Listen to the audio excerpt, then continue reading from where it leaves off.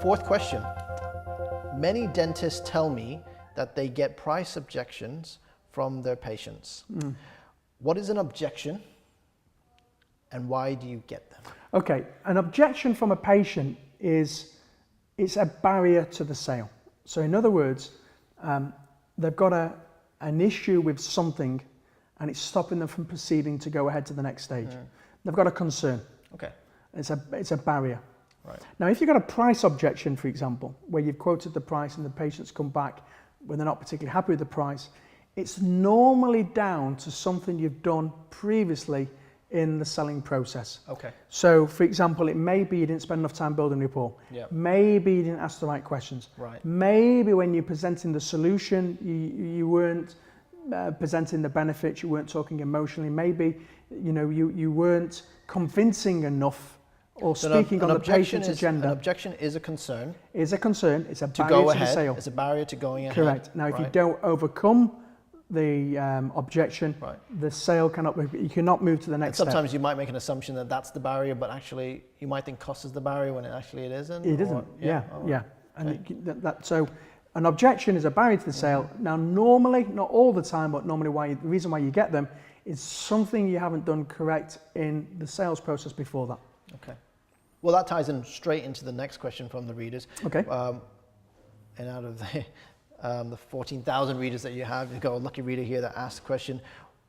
So what advice do you have to the dentist and our teams? Sure.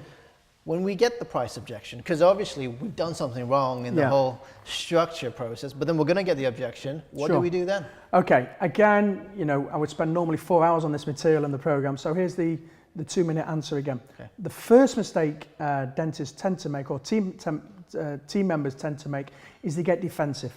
Okay. That's the worst thing you can do. So if you get defensive when you get an objection from your patient, actually what happens is you put the patients back up. For example, what do you mean by defensive? Well, the patient might say, that seems expensive, and the dentist might say, well, no, it's not, or it's a good investment. It's, I spent many years learning this skill, compared to what? There's 4 examples there. Now, all those statements are defensive statements. Of a debate going on there. Correct. Right. Now, once that happens is you get the patients back up. So the first thing you must do is show empathy with what the patient said. Don't agree with them, but show some sort of empathy. Okay.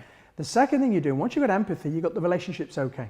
Once you've done that, is to ask more questions about their concern. Now, for example, you mentioned cost before. Cost objections can be various, there can be different objections in one. So, for example, patient might not be able to pay for the treatment all at once. Yeah. Or they may have had a cheaper quote somewhere else. Sure. Or maybe they want a further explanation of why it costs that much. Yeah. So there's 3 different objections. Now, not one answer will fit all. So what you must do here is ask the patient a question to find out what is their concern, to get more information from them, so that you're not making an assumption, so that basically you can do research on the concern. Hone in on the concern. Really ask the right questions again on the concern. Correct. Yeah. Once you've done that, then you know exactly what their concern is. Yeah. Ask the patient if they've got any other concerns. Sure. Find out if there's anything else. Sometimes there's a second one, and often that might be the real one. So ask them any more. Now, once you've done that, you can now present your solution back to the patient's concern. Yeah. And hopefully your solution... If you get the concern wrong... You get the concern wrong, you offer the solution, you've got a mismatch. Yeah. And that's why you've got to show empathy and find out exactly what the client's objection or concern is. Once you've done that, you can give them exactly the right solution. Once you give them the right solution, then hopefully you've addressed their concern, and then you can then move forward to the next step in the relationship. Okay. That's good. Does that help? That's worth $1 million. It's common sense, but the problem with common sense, it's not that common. Yeah, it's not. So, and I think putting this on video is entirely useful, because you really need to go back sometimes, rewind the video, play it again and rewind, because there's so many messages here that we're going to be needing to hear again. That's why we do it over 18 hours. It's a lot of practice. With breaks. With breaks. Not long ones.